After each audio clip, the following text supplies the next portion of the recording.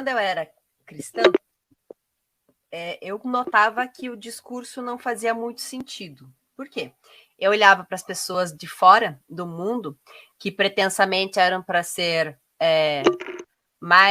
menos favorecidas, passar por mais situações de privação, porque elas não tinham Deus.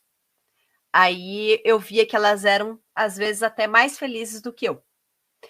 Aí, se eu fosse perguntar, o que eu recebia de resposta? A falácia do escocês.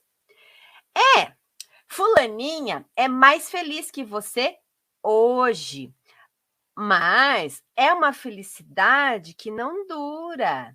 Você não sabe, ela está exibindo para você uma felicidade, mas assim, você não sabe quantos remédios ela toma para dormir, você não sabe como é que ela é quando não está na sua frente, porque ela não tem Jesus. Então, assim, ela não é feliz de verdade, sabe? Para ser feliz de verdade, tem que ter Jesus no coração, sabe? Então eu recebia isso como resposta. E eu via que aquilo meio que não fazia sentido.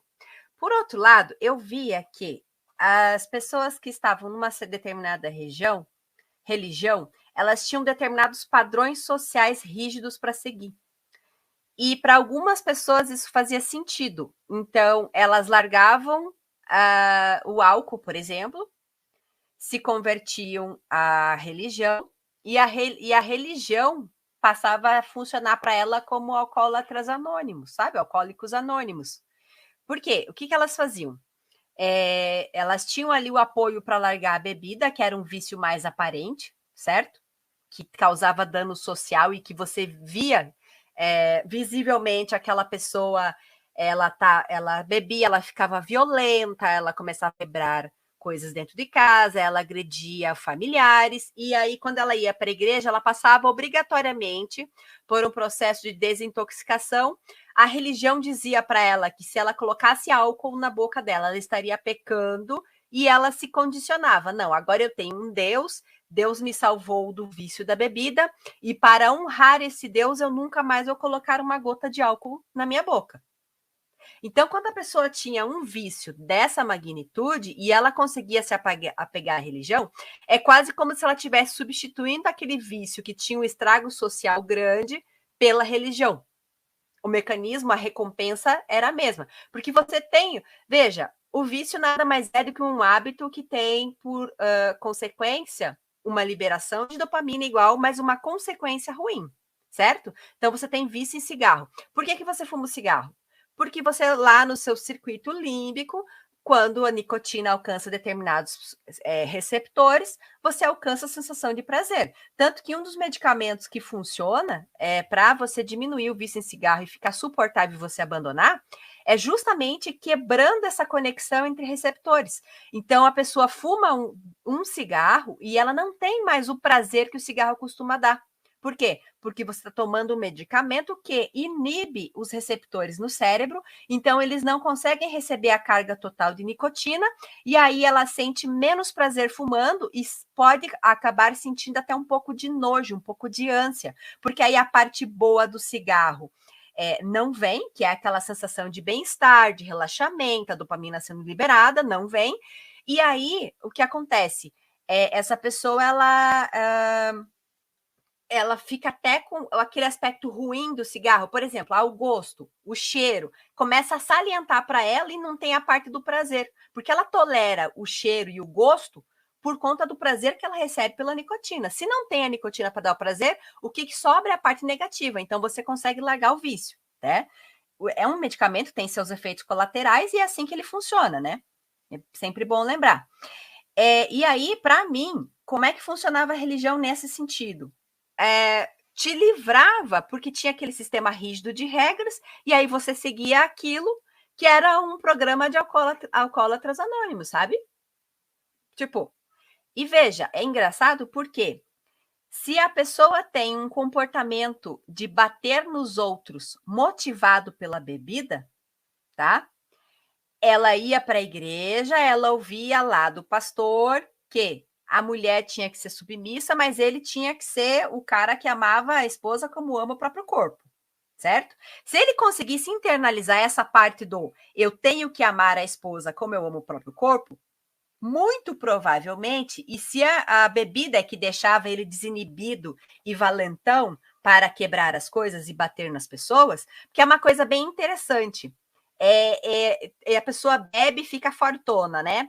É engraçado que se você for lá e peitar essa pessoa bêbada que fica fortona, misteriosamente ela lembra, daí da próxima vez que ela ficar bêbada, ela não tenta bater em você. Que curioso, não? Entendi, né? Sei, né? Então, assim, ela ficava valentona, não tinha ninguém para enfrentar, para peitar, ou a pessoa realmente era lá fisicamente desfavorecida, não conseguia peitar.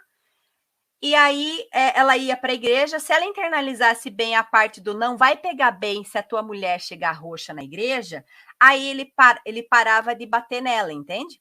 Agora, veja, agora, se a violência doméstica era motivada por qualquer outra razão, o cara batia porque ele batia, entendeu? É porque ele pode, porque ele é homem, porque ele pode, porque ele é valentão, o negócio dele é bater. Aí, esse cara convertido podia ser que mudasse o comportamento no começo, mas depois ele voltava. Com a diferença de que aí ele fazia a mulher esconder. E aí, essa mulher, se ela fosse reclamar na igreja para o pastor, o que o pastor mandava ela fazer? Para ela orar mais, para ela consagrar mais a vida. Denunciar o valentão? Porque ia trazer escândalo para a Santa Igreja. Mas ela tinha que aguentar lá calada e assim, esconde o roxo, põe, né, um cachecolzinho, põe a burca, né, para esconder, entende? Então, né, o maior calor da paróquia é a pessoa de cachecol. Entendo, né? E aí, veja só, para mim, ficava claro que essa era a vantagem. A desvantagem, e assim, claro, tem uma outra coisa, se a pessoa tem problemas psicológicos de autoestima, tá? Ela vai para a igreja e ela ouve o tempo todo que ela é especial, que Deus fez tal coisa para ela, pensando exclusivamente nela, que ela é uma coisa, que Deus tem um plano na vida dela, que ela é especial, que ela é a luz do mundo, o sal da terra. Ela se sente validada enquanto ser humano. Ela pega tudo assim, aquilo, ela é uma terra seca com carência de atenção, carência de afeto, como o Francis, não é o Francis, o Alexandre acabou de mencionar, eu confundo porque é o além da religião, né? Enfim, chamar Alexandre de Francis. O Alexandre falou a coisa da carência, a coisa do você vai lá. E outra, para homens, eu ainda acho que ainda tem a vantagenzinha do um homem chorar em casa, a nossa sociedade machista, certo? Então ele é maricas, homem não chora. Agora ele vai para a igreja, ele chorar no culto, é um santo homem de Deus ungido, tomado pelo Espírito Santo. Esses homens que não choram na presença de Deus, eles são menos usados pelo Espírito Santo, eles não têm o Espírito Santo de Deus. Porque se ele tivesse, ele choraria na presença de Deus. Então, você veja que ele represa uma angústia toda e chega na hora do culto, ele pode chorar e pode se regozijar, entendeu? Ali, sabe? Se expressar. O que ele não pode fazer fora, ele pode fazer dentro. Porque assim, vamos combinar aí um ambiente de futebol. O cara chorando porque ganhou um jogo é ridículo. Mas o cara chorando dentro da igreja porque está sentindo o Espírito Santo,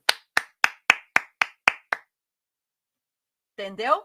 Então, o machismo opera nesse aspecto também, tá?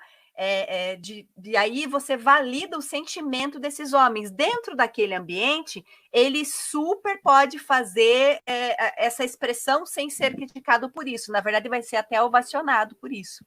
Eu não consegui ver a pergunta. Era uma pergunta, tio? Não, não. Ah, sim. Uhum, isso é verdade. Ele se sente especial. É a questão é por onde pegam as pessoas, é pela autoestima. Se ela não tem um reconhecimento fora, se, sabe, a vida tá uma desgraça, tal, aí ela vai para dentro e tem a validação que ela precisa. Você está aí na miséria, mas Deus está te vendo.